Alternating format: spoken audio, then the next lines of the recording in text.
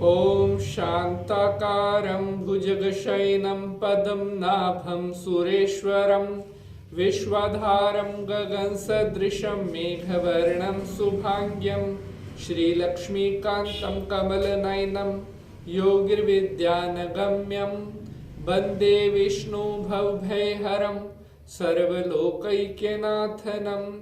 बोलिए विष्णु भगवान की जय।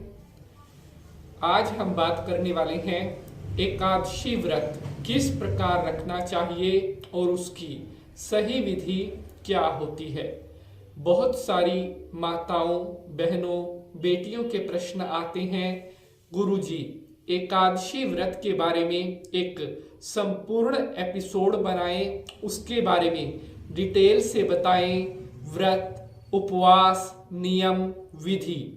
तो आज का यह एपिसोड आप सभी माताओं, बहनों के लिए विशेष रूप से रहने वाला है, क्योंकि आज एकादशी व्रत से जुड़ी हुई सारी इंपॉर्टेंट जानकारी आपके साथ शेयर करने वाला हूं।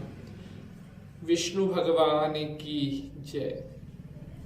तो जैसा कि आप सभी को पता है, एकादशी तिथि विष्णु भगवान के निमित्त होती है, अर्थात एकादशी का जो व्रत रखा जाता है यह विशेष रूप से भगवान विष्णु को प्रसन्न करने के लिए रखा जाता है।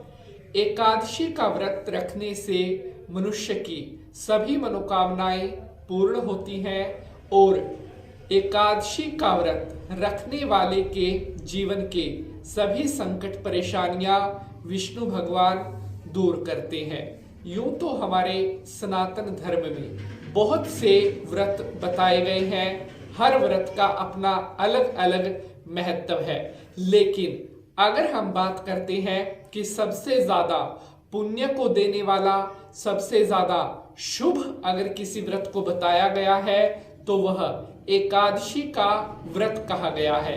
कहते हैं कि परिवार में किसी न किसी को एकादशी का व्रत जरूर करना चाहिए। ऐसा करने से परिवार की सुख शांति हमेशा बरकरार रहती है और जिन घरों में एकादशी का व्रत किया जाता है ऐसे घरों पर विशेष रूप से विष्णु भगवान की कृपा बनी रहती है।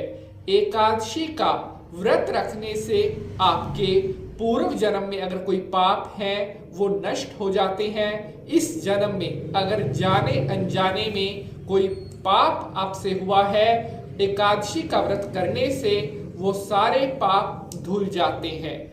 एकादशी का व्रत रखने वालों को किन बातों का ध्यान रखना चाहिए और एकादशी व्रत रखने की क्या विधि होती है, क्या ग्रहण करना चाहिए, खाने में क्या लेना चाहिए और व्रत कब खोलना चाहिए, व्रत खोलते समय क्या खाना चाहिए, अब मैं आपको ये सारी जानकारी देने वाला हूं। और मेरी आपसे रिक्वेस्ट है, अगर एपिसोड पसंद आएगा तो इसे ज्यादा से ज्यादा लाइक और शेयर जरूर करेंगे। प्यारे बंधुजनों, एकादशी का व्रत यानी कि एकादशी का जो दिन होता है उस दिन का जो सूर्योदय होता है, सूर्योदय के साथ ही प्रारंभ हो जाता है। लेकिन इस व्रत के जो नियम है वो एक दिन पहले दशमी तिथि से ही प्रारंभ हो जाते हैं। मान लीजिए कल एकादशी का व्रत है तो आज के दिन से ही, आज शाम से इसके जो नियम है वो शुरू हो जाएंगे। अपने भोजन में कोई भी तामसिक वस्तु आपने दशमी तिथि की रात्रि को नहीं लेनी है। दशमी तिथि की रात्रि को जो भोजन आप करेंगे वो भी आपने बिल्कुल हल्का भोजन करना है। उस भोजन में प्याज नहीं होना चाहिए, लहसुन नहीं होना चाहिए। अब बात आती है एकादशी तिथि को सुबह जल्दी उठें, स्नान करें, शुद्ध वस्त्र धारण करने के बाद अपने राइट हैंड में जल, फूल लेकर के एकादशी के व्रत का संकल्प करें। मन में विष्णु भगवान को धारण कर उनके संकल्प करें कि हे विष्णु भगवान, आज एकादशी की सूर्योदय पर मैं आपके व्रत का संकल्प लेता हूं और मेरे द्वारा किए जा रहे इस व्रत को स्वीकार करके मेरी मनोकामनाओं को पूर्ण करना। ऐसा कहकर आप हाथ के जो जल और फूल हैं उन्हें नीचे भूमि पर छोड़ दीजिए। प्यारे बंधुजनों, एकादशी व्रत वाले दिन कुछ विशेष बातों का ख्याल आपको रखना चाहिए। इस दिन जो महिलाएं होती हैं उनको अपने केश नहीं धोने चाहिए। इस दिन अगर कोई पुरुष है तो उसे अपने बाल नहीं कटवाने चाहिए, हाथ के नाखून नहीं काटने चाहिए, धूम्रपान इत्यादि भी व्रत के दौरान नहीं करना चाहिए। एकादशी व्रत वाले दिन सबसे पहले अगर आप गाय माता को नमस्कार करके उन्हें भोग स्वरूप कुछ भी खाने के लिए देते हैं तो ऐसा करने से आपके व्रत में और ज्यादा पवित्रता आ जाती है। एकादशी व्रत की जो कथा होती है उस कथा को भी आपको जरूर पढ़ना चाहिए, क्योंकि बिना कथा पढ़े या बिना कथा सुने रखा गया व्रत पूर्ण नहीं होता और उसका जो फल है वो भी अधूरा रह जाता है। एकादशी व्रत से जुड़े हुए बहुत सारी माताओं के, भाई बहनों के प्रश्न आते हैं कि क्या एकादशी के व्रत में चाय पी सकते हैं? बिल्कुल, एकादशी के व्रत में आप दूध पी सकते हैं, आप चाय पी सकते हैं, लेकिन चावल से बनी हुई कोई भी चीज आपको नहीं खानी है, क्योंकि चावल विष्णु भगवान को बेहद पसंद होता है और एकादशी के दिन ना तो चावल का दान किया जाता है और ना ही चावल को खाया जाता है।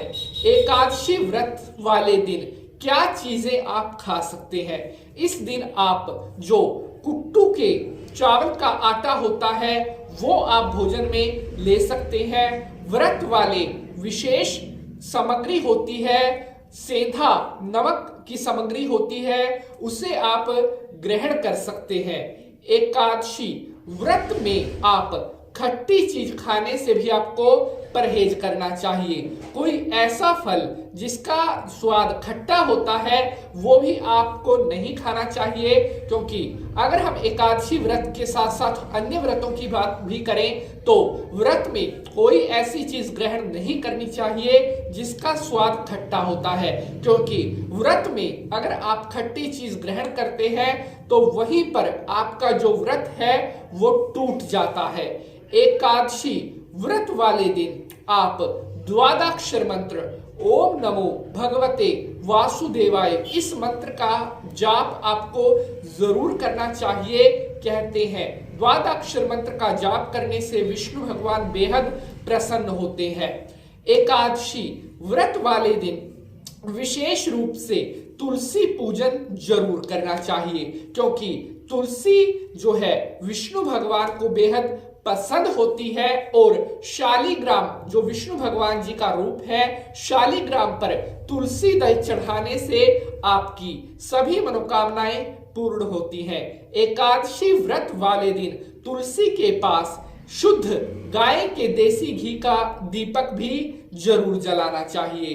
अब बात करते हैं एकादशी जो व्रत है उसको कब खोलना चाहिए और उस व्रत खोलते समय आपको क्या अन्न या क्या चीज खानी चाहिए जिसको खाकर आप अपना व्रत खोल सके।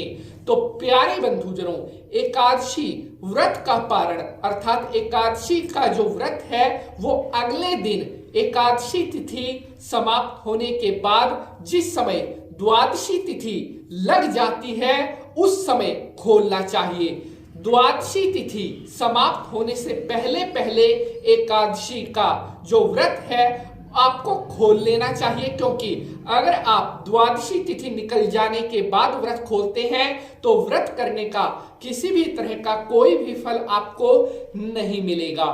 आइए अब बात करते हैं क्या खाकर एकादशी का व्रत खोलना चाहिए।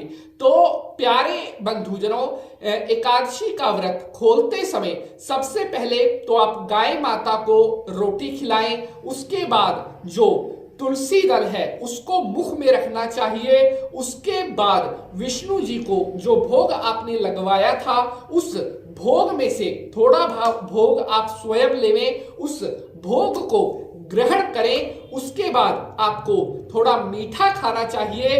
मीठा खाने के बाद जो है आपका व्रत खुल जाता है। उसके बाद आप जो अपना सात्विक भोजन है उसे आप ले सकते हैं। ये आपका एकादशी के व्रत का जो पारण है वो हो जाता है। प्यारे बंधुजनों, एकादशी व्रत वाले दिन ब्रह्मचर्य का पालन करना चाहिए, सात्विक रहना चाहिए, किसी भी प्रकार से कोई भी अनैतिक कार्य नहीं करना चाहिए, किसी को भी अपने मुख से कटु वचन नहीं बोलना चाहिए। जितना ज्यादा हो सके व्रत वाले दिन आपको शांत रहना चाहिए और कोशिश करें कि जितना समय आपको फ्री मिले उस समय में ज्यादा से ज्यादा भगवान के मंत्र का जाप करें। तो आपको आज की यह जानकारी कैसी लगी है कमेंट बॉक्स में जरूर बताइएगा। आज के लिए बस इतना ही। जय माता की।